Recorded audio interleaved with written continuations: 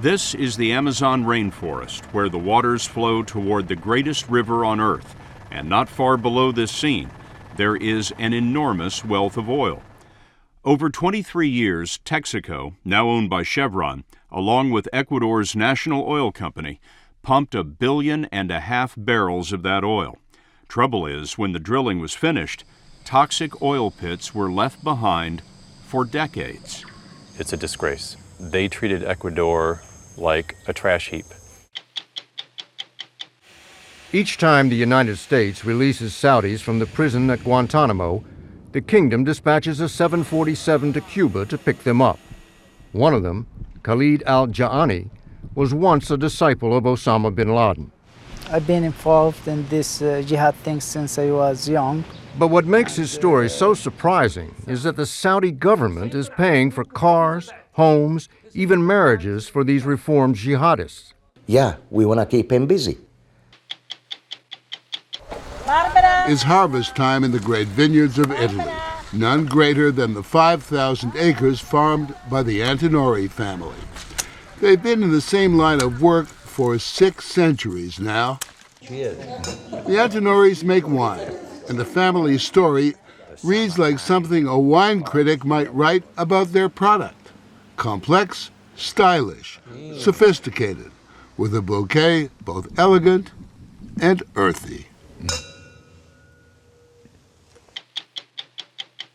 I'm Steve Croft. I'm Leslie Stahl. I'm Bob Simon. I'm Morley Safer. I'm Scott Pelley. Those stories and Andy Rooney tonight on 60 Minutes.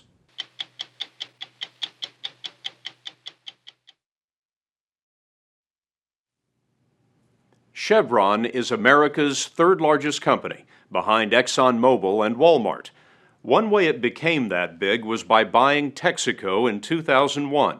And now that purchase of Texaco has pulled Chevron into a titanic struggle in the Amazon. The people who live in a remote region of Ecuador are suing Chevron, saying reckless oil exploration poisoned the most important rainforest on Earth. Soon, a judge in a tiny Ecuadorian courtroom will decide whether the oil company must pay as much as $27 billion in damages.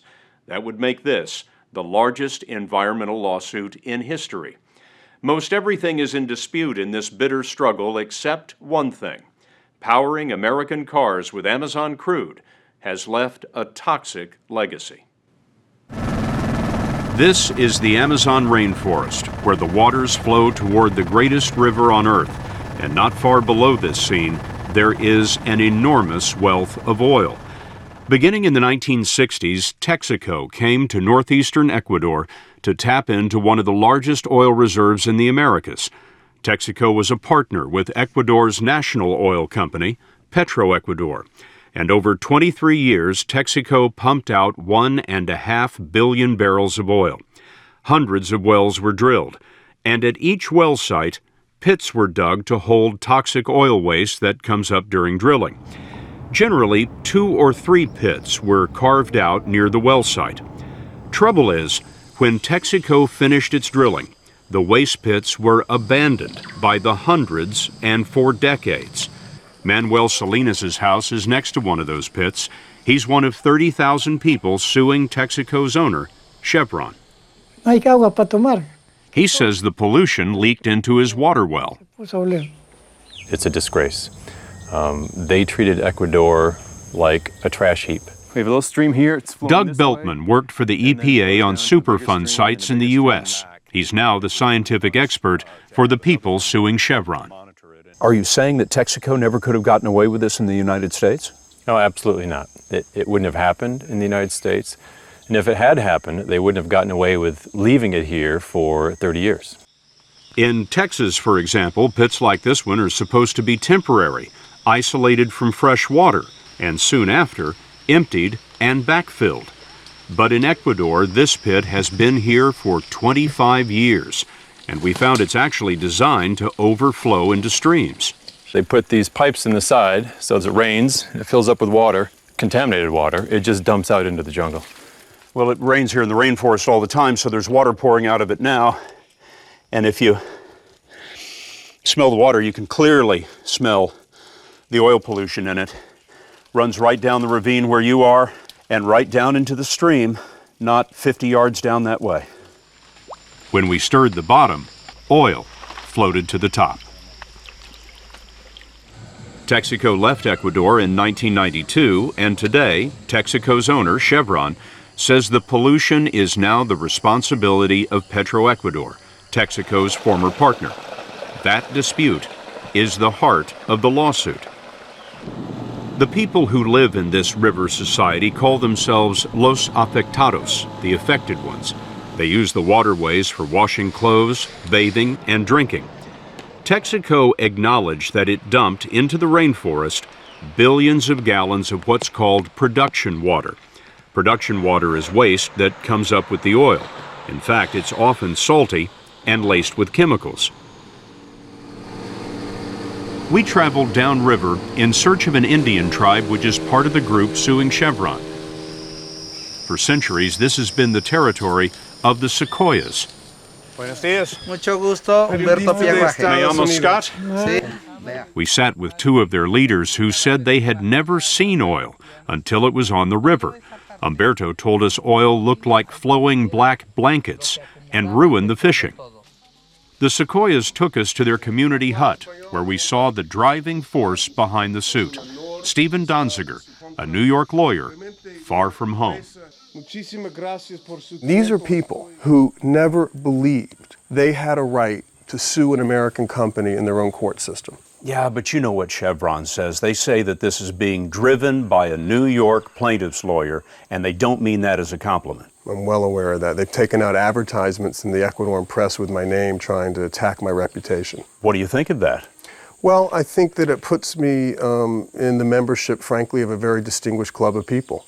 Make no mistake, Donziger would be wealthy if he wins, but he says that most of the money would go to environmental cleanup. Why $27 billion? Well, that astounding figure comes from this man, Richard Cabrera. Cabrera is a geological engineer appointed by the Ecuadorian court who conducted field inspections to assess the oil damage. $27 billion. I mean, come on, where does he come up with that number? It's huge. It's huge, but in my analysis, it's still only pennies on the dollar compared to the damage done here. Cabrera figured $9 billion should go to cleanup, plus new health and water systems. He says another $9 billion should compensate for cancer deaths, even though the lawsuit doesn't make any cancer claims.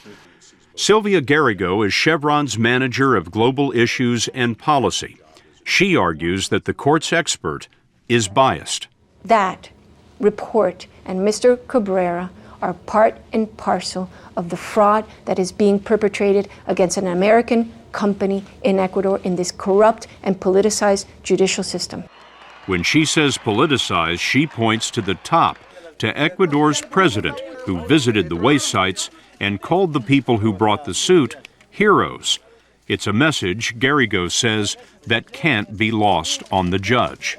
Do you think that this judge is going to feel any independence, is going to look at the rule of law, is going to look at the contracts, is going to look at the evidence and determine what's legitimate and illegitimate? So who is the $27 billion judge? We found Juan Nunez in his court on the third floor of this shopping mall in the Amazon town of Lago Agrio. Texaco named the town for Sour Lake, Texas, where Texaco got its start. Nunez struck us as serious and thoughtful. He's been on the case for a year, and he's been out to the waste pits. The verdict will be his decision alone. There is no jury. Chevron says that they can't get a fair trial in your court. No es así. That is not the case. I believe that justice has to be given to everyone as they deserve, like a good father of a family, to give a child what a child is entitled to. How did Chevron find itself in a jungle town at the mercy of one judge? Because it got what it asked for. This is Manhattan, and in 1993, the Amazonians first filed suit in a U.S. federal court. It was Stephen Donziger's first big case, and it sat here for 9 years while Texaco pressed this argument.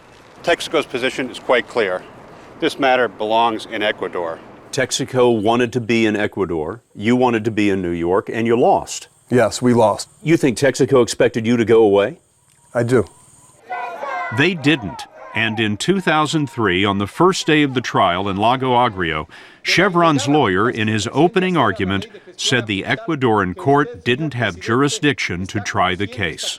You wanted to go to Ecuador. We didn't want to get sued. sued, Now you say period. you don't want to be in Ecuador. No. What court do you want to be in? We don't want to be in any court, much less a court with respect to this kind of a claim, which we consider frivolous.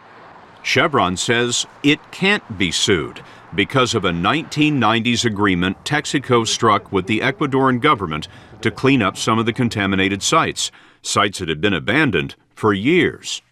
Texaco spent $40 million cleaning up some of these sites. In return for that, the Ecuadorian government signed off and said you're released of liability. How can you have a lawsuit now? Well, our clients never released Texaco. That's the critical distinction. That was an agreement between the government and Texaco. We were not part of that agreement, and we're not bound by that agreement. Although it's not specifically written into the agreement, Chevron claims it's responsible for only 40% of the cleanup because Texaco was a 40% partner with Ecuador's national oil company, Petroecuador. Chevron says anything left behind now is Petroecuador's problem.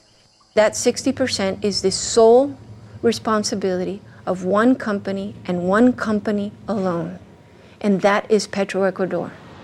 Petroecuador, which has been running oil operations since Texaco left in 1992, is cleaning up some of Texaco's old pits, slowly, but other pits remain like open sores in the rainforest. While Texaco was a minority partner back in its day, it was the operator in charge of the oil fields, and under U.S. environmental law, for example, the operator can be held responsible for the pollution. You say you had a 40% share in the consortium, but Texaco was doing 100% of the oil production out there. I mean, this is Texaco's. Let me tell you about Texaco's 100% production. That's the biggest falsehood that I've heard in terms of revenues in this case. Who built the pits? The consortium. Which company built the pits? Texaco was the operator. What does that mean, to be the operator? It means that the consortium partners have selected you to operate the oil fields, to build well sites and production facilities. So Texaco built the pits? I respectfully disagree, Scott. The consortium built the pits. This area here to my left. Chevron's Sylvia Garrigo showed us some of the pits that Texaco fixed. Trees and grass stand today above what used to be waste pits. Chevron says Texaco cleaned 162 pits, but the court expert, Richard Cabrera, puts the total number of all waste pits at 916. Chevron says that number is inflated, so we asked Chevron for a master list of all the pits that existed when Texaco left Ecuador. But last week, Chevron told us there is no master list. And there are questions about what was cleaned up. Cabrera tested some of the remediated sites and found oil contamination higher than Ecuadorian regulations allow. Chevron has done its own tests. In the thousands of soil and water samples that we have taken in the Amazon, there has been no detection of any type of toxin that is not naturally occurring in the environment and that is dangerous to human health or the environment. Oil is naturally occurring in the environment. It just depends on where it is. I have makeup on and there's naturally occurring oil on my face. It doesn't mean that I'm going to get sick from it.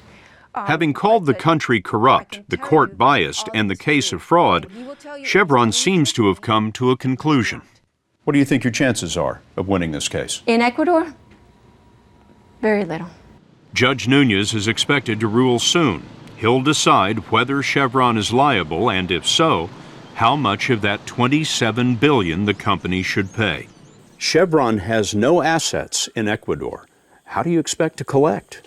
In the end of the day, it might be a situation where a U.S. court enforces the judgment and the marshals have to go to Chevron and seize their assets. There are likely to be appeals in this case that has already run nearly 16 years. In the meantime, environmental damage continues in this largely unseen part of the world. On our way out of the forest, we just happened on a major oil pipeline break. It wasn't Chevron. It wasn't Petroecuador. This time it was a Chinese-led consortium. But it reminded us of what the Secoya Indians said about black blankets on the rivers. People say oil and water don't mix, but in the Amazon, it's hard to keep them apart.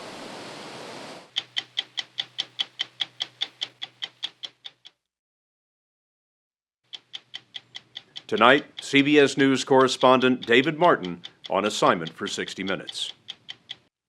President Obama has ordered the prison camp at Guantanamo Bay closed, and his administration is close to figuring out what to do with the 240 inmates still held there. Some, like Khalid Sheikh Mohammed, the self-proclaimed mastermind of 9/11, will undoubtedly be put on trial for their lives. But more than half the so-called detainees will probably never go before a jury, because the U.S. government does not have a case that will stand up in court. So what happens when a prisoner is set free from Guantanamo? Well, more than 500 were released during the Bush administration, and one of the largest contingents was from Saudi Arabia. So we went there to see for ourselves what happens when these young men come home to the country that gave us Osama bin Laden and the 9/11 hijackers. What we found is a rehabilitation program that attempts to make solid citizens out of holy warriors by convincing them bin Laden has it all wrong. Each time the United States releases Saudis from Guantanamo, the Kingdom dispatches a 747 to Cuba to pick them up. It's all done in secret, but 60 Minutes obtained this footage from the Saudis. The prisoners step onto the aircraft slightly dazed, their shackles and blindfolds having just been removed. On the long flight home, they are checked out by a medical team and logged into the Saudi legal system. So far, 117 Saudi men swept up in Afghanistan and Pakistan in the months after 9/11 have come home from Guantanamo.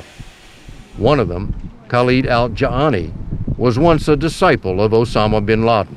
I've been involved in this jihad thing since I was young, and I was believing that I have to help the Muslims, and this is the right way to perform jihad. Ja'ani first went to Afghanistan in the 1990s and was with bin Laden in the Tora Bora Mountains during al-Qaeda's last stand against the Americans. So you were in Tora Bora at the same time as Osama bin Laden? Yeah, I met him there. And did you leave Afghanistan at the same time as Osama bin Laden? One day different. He went first? Of course. That experience left him with an entirely different opinion of bin Laden. And he said, we are not going to let you down. You are not going to let us down. But I saw that in Tora Bora, that when he left, so he let everybody behind him, you know. He changes the story. I call him flip-flop. Ja'ani was captured in Pakistan and ended up in Guantanamo with hundreds of other so-called enemy combatants. 4 years later, he went home to Saudi Arabia, where he became a prime example of how the government treats one-time holy warriors it no longer considers a threat. After 1 month, they called me and they said, okay, go and get your car. I said, car, okay. They gave you a car? Car, yeah. All the people that they been released from Guantanamo, they gave them car to help them to get in the society. Then he met personally with Prince Mohammed bin Nayef, the head of Saudi internal security. Roughly the equivalent in the U.S. of an ex-con sitting down with the director of the FBI. I went to his office and they said, I want to get married. I said, okay, write how much it's going to cost and we'll take care about it. So, wait a minute, first they give you a car. Yeah. And then they give you money to get married with. Yeah. Then they give you the house. So they're not just paying for the ceremony, they're paying for the house you're going to live in? Yeah, yeah. Yeah, we want to keep him busy. A top aide to Prince Nayef, Major General Yosef Mansour, says the money, which adds up to tens of millions of dollars for all the former prisoners, is not a handout, but a hand up. These are people the United States called the worst of the worst. Yeah. Why would you trust the worst of the worst? Those, after all, our kids. And you are gonna let them stay in jails forever. Some Saudis have been in Guantanamo for 7 years. And Dr. Abdul Rahman al-Hadlak believes the longer a man is there, the harder he is to treat. They come out of Guantanamo hating Americans. In the beginning, yes. In the beginning, yes. Is there evidence that Guantanamo has made them more radical? I think so, yes. Because in their journey, from Afghanistan to Guantanamo, they have faced a lot of torturing. It's so important to deal with this, issue of torture. They really need to be rehabilitated. And I think we have been successful in easing this anger, which is so important. Torture is, of course, a loaded word, but at the very least, the treatment en route to Guantanamo was rough and provided the raw material for al-Qaeda propaganda videos to drum up new recruits. They are trying to play on the emotions of those young guys to let them get very angry and say, we want to do something. Then those al-Qaeda guys, they will tell them, we have the answer, we will help you. Let's put your hand in our hand and do something to protect our brothers and sisters and our Muslim women. The Saudis cracked down on al-Qaeda as only an authoritarian state can. There are now more than 4,000 real or suspected terrorists in Saudi jails. And Chris Busek of the Carnegie Endowment, who has studied the kingdom's internal security programs, says that's down from a few years ago. 10, 11, 12,000 people who had been arrested and gone through, interrogation or questioning and things like that. So they just swept up everybody? There were a lot of people who were, detained. Is there any real organization of al-Qaeda left in Saudi Arabia? There are no first or second tier level operatives in the kingdom. They've all been killed or captured. We have hard approach, we have soft approach. Basically developing some programs to prevent this ideology from spreading in the society. This demonstration put on for us by the kingdom's special forces was as close as we could get to the hard approach. But then the Saudis took us inside this compound on the outskirts of Riyadh and allowed us to get a first-hand look at the soft approach. Here we met Dr. Turki Otayan, a Western-educated psychologist greeting men fresh out of Saudi jails. These men will spend months listening to lectures until Otayan and his colleagues declare them free of the impulses which incited them to holy war.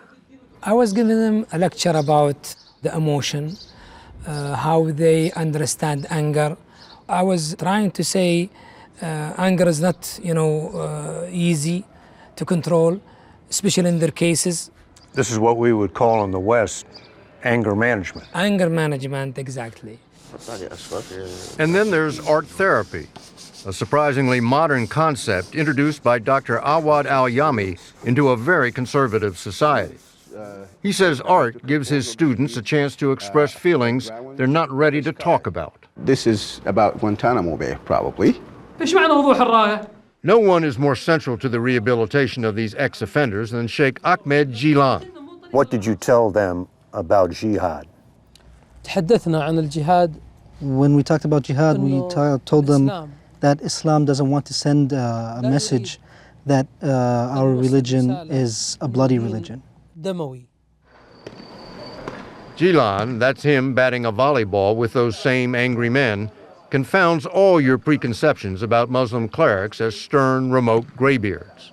But he memorized the Quran when he was still a teenager and is the center's unquestioned religious authority. Allahu Akbar. His job is to guide these men away from Osama bin Laden and back to what he calls true Islam. Most Americans, the one Saudi they can all name is Osama bin Laden. And they all know that most of the hijackers on 9/11 were Saudis. Why should Americans take a lesson from the Saudis, of all people? A lot of these programs are about recognizing that being violent is not a permanent state of one's life. Just as you become radicalized, there's a process for that. Some people go through another process where you leave violence behind. Now, I think that's the part that's really important. But here's the most important part. 11 of 117 men returned from Guantanamo have shown up again on Saudi Arabia's list of most wanted terrorists. You can call that a 10% failure rate, or you can call that a 90% success rate. 90%. I always take the glass, you say, this is half full or empty full. General Mansour was not laughing when Mohammed al-Alfi became a colossal embarrassment to the soft approach.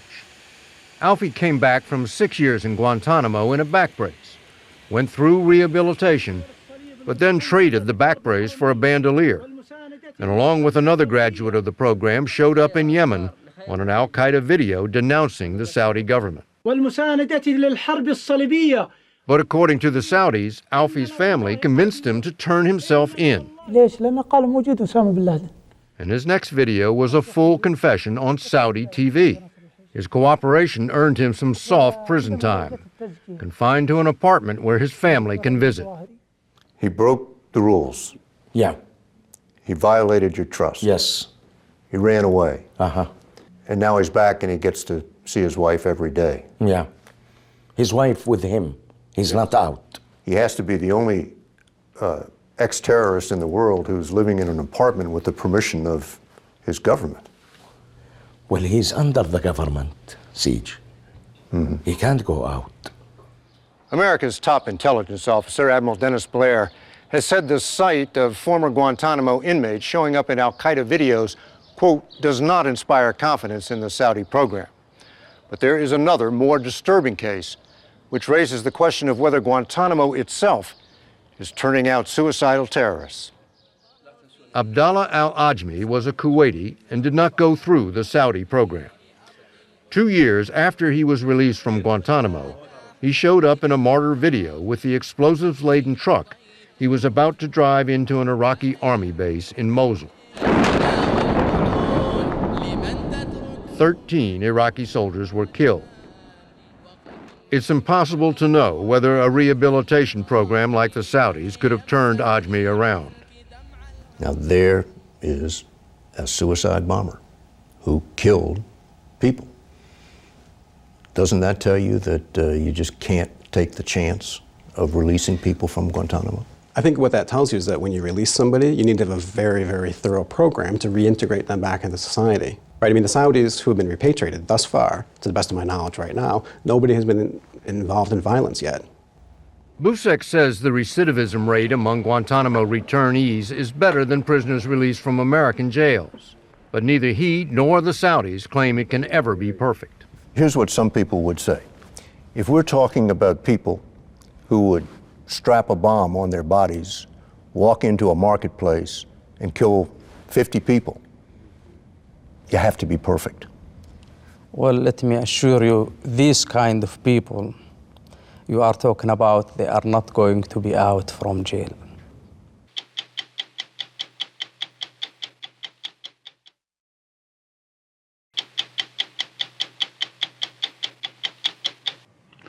Families, the poet Philip Larkin wrote, they mess you up. Only he used slightly stronger language. When it comes to family business, he was right on the money.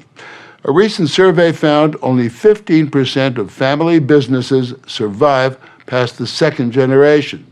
If the whims of the marketplace don't get you, rivalry or old-fashioned greed will, which makes the Antinori family of Italy all the more remarkable. As we first reported last fall, they've been in the same line of work for 6 centuries now. The Antinoris make wine, and the family's story reads like a wine review. Complex, stylish, sophisticated, with a bouquet both elegant and earthy. It's harvest time in the great vineyards of Italy, none greater than the 5,000 acres farmed by the Antinori family.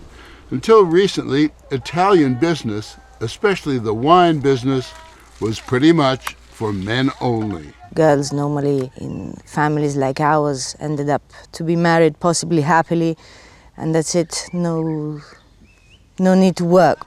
But Albiera Antinori and her two sisters are the first women in 26 generations to play a major role in the family enterprise. Allegra Antinori. I feel part of the land, you know. I think I'm owned by that land. It's something very, very strong. From the fields to the cellars, you'll find the Antinori women at work, hoping, as vintners have for centuries, that this year the balance of sun, soil, and rain will produce a vintage for the ages. Alessia Antinori. People use these wonderful words to describe taste. There's personality. What else? The elegance. The wine has to be elegant. And so you say, how do you describe elegance? You can't. It's like an elegant woman. How you describe her? It's personal. You know it when you see exactly, it. Exactly. Their domain stretches from the legendary vineyards of Tuscany and Umbria to their property in California's Napa Valley. Antinori is perhaps the oldest family business on earth. The first document which we have, which proves that an ancestor of mine was involved in the wine production, dates back to 1385. The patriarch and still the godfather is Piero Antinori. He's 70 and bears the noble title of Marchesa. He works behind an antique desk that dates to the Renaissance. When we have to take some decision regarding the family, we have them here. And my father used to do the same thing. And in his birthplace, Florence, the city that gave birth to the Renaissance, that flowering of art, science, and the good life, he leads a visitor to a small window to the past. It looks like a confessional.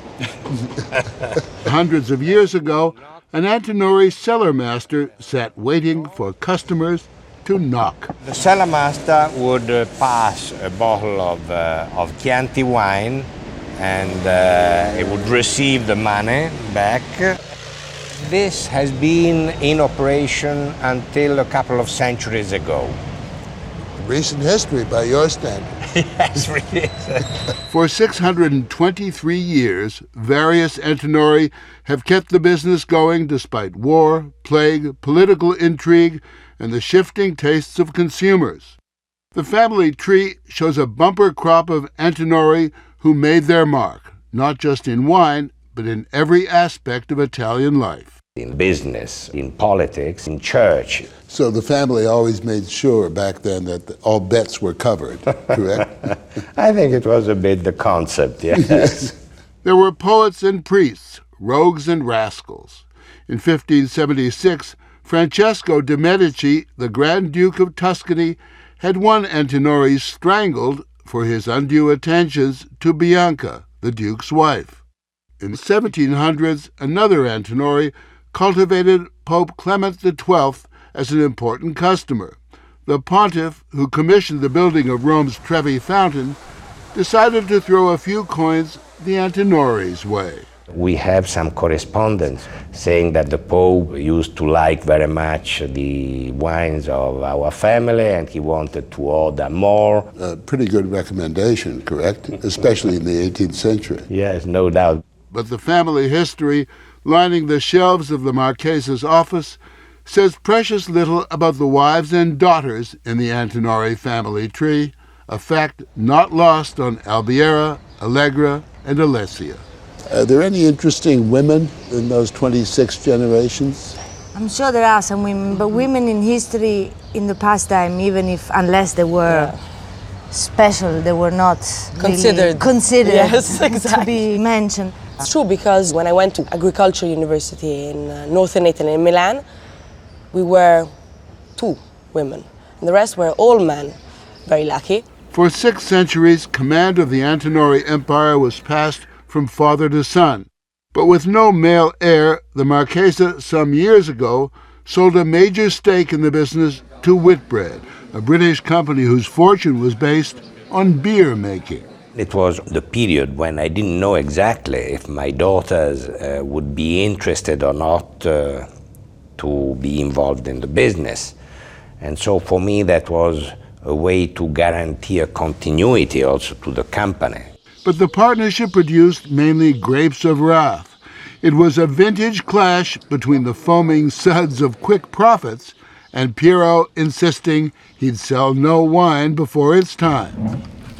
This marriage of inconvenience ended when Piero bought back the shares, keeping Antinori all in the family.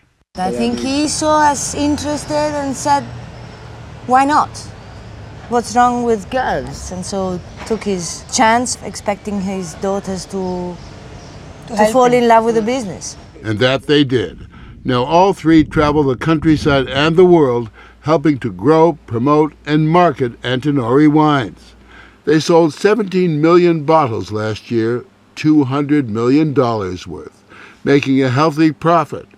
And though the business now involves spreadsheets and science, the basics still come, as they have for centuries, from down on the farm.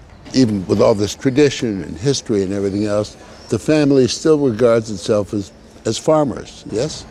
Yes, absolutely. This is our origin. Still now, in modern times, we are basically farmers. We appreciate the nature and the countryside more than the glamorous city life. You're three country bumpkins. Yes, exactly. Yes. Well, hardly. Salud. Cheers. Elegance is the rule at Palazzo Antinori, the family home in Florence. Since the family's wines must be sampled often to ensure quality control, every lunch at the Palazzo is a kind of business lunch. The Marchese, his wife Francesca, their daughters and sons-in-law, and the grandchildren all may have a say. Any family arguments at this table? Come on, secrets. I want secrets revealed here. Yes. Sometimes we start with an argument, but after 3 or 4 glasses of wine... Everything disappears. This palazzo has been in the family since 1506, both the headquarters of the business and also the residence of the family. When an Antinori wishes to seek solace, or a place for quiet contemplation, or even a place to confess his earthly sins, it's hardly difficult. Just leave the Palazzo Antinori, and traffic notwithstanding, cross the Piazza Antinori, and within minutes arrive at the Cappella Antinori, the Antinori family chapel, where they might visit the tomb of Alessandro Antinori, one of the founders of the dynasty, and perhaps a nod to any number of Antinoris buried beneath the chapel floor. If wealth and history can buy you one lasting pleasure, it is convenience. Marchese Antinori, for instance, commutes by air to his most famous vineyard, Tignanello, in the Tuscan countryside south of Florence. Here the family developed the red wines for which they're famous. At his villa here, this is the view the Marchese wakes up to every morning. We have the vineyards and the landscape. But as the experience with the British partners showed, it's no business for the impatient or for those who have a taste for the quick buck. 10 years can pass from the time a new vine is planted until its wine comes to market. You have to be patient and to wait until the wine is good enough, the vines are old enough to produce a good wine. But it's not all dirt and business. There's that other estate, Guado El Tasso, on the Tuscan coast. I did my own stable, my own training track in the middle of the vineyards. I go riding there every morning. It's beautiful. I love it. It's a very good life you described. Are you spoiled? Yes, I am very spoiled, but I think we appreciate what we have. And they are constantly reminded that in this line of work, nature always has the last word. The Antinori found the 2002 crop wasn't up to par and didn't bother bottling most of it. You cannot force things, you cannot force nature. If you have a bad vintage, tough luck. We can wake it up for a second before we put it back to sleep. Every few months, they check on the progress of their wine, fast asleep in the cellars.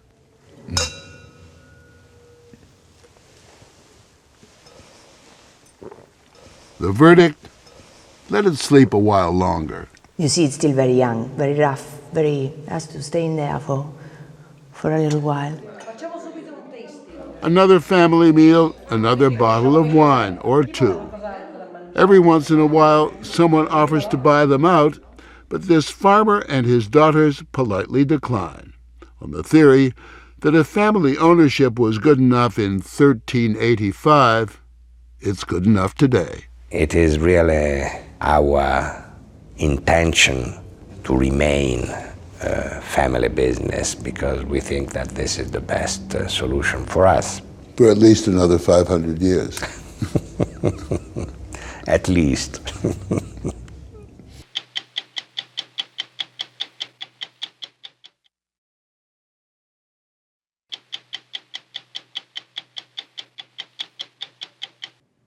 Now, a few minutes with Andy Rooney. You probably didn't know this, but I have a nervous habit of counting everything. I count small things. For example, I count stairs when I go up or come down them. Because I've been counting, I know that this is President Barack Obama's 104th day in office. Glad no one is reminding me how many days I've spent in this office. A lot of words like office have two meanings, of course. The actual office itself in the White House must be pretty much the way President Obama wants it by now, not the way Ford or Carter or Eisenhower or anybody else wanted it, even though it's the same place. President Obama uses the same desk that President Kennedy used. I made this desk myself from a great piece of walnut that I got off my property. This is something I made to keep my pencils in. It isn't much, but I like it because I made it. It's one of my small things. I bet every president has some small things on his desk that are his and his alone, too. You know, I mean something other than mistakes.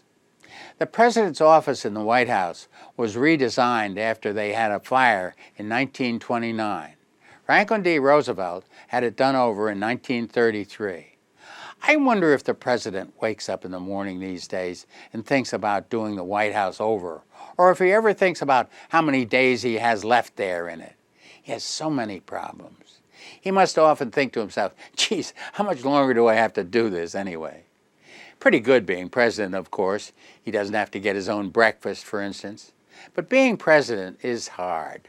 Obama has chosen the cabinet that helps him, of course, and it's between 15 and 23 members, depending on who you count as a cabinet member. I was thinking maybe he should add one more cabinet member, a member who does nothing but save government money by cutting out things we don't need. He'd be called the Secretary of Savings, or SOS for short. 60 Minutes, by the way, is an expensive program, but it is not a government program. It's a program we need. Or it's a program I need, anyway. I'm Scott Pelley. We'll be back next week with another edition of 60 Minutes.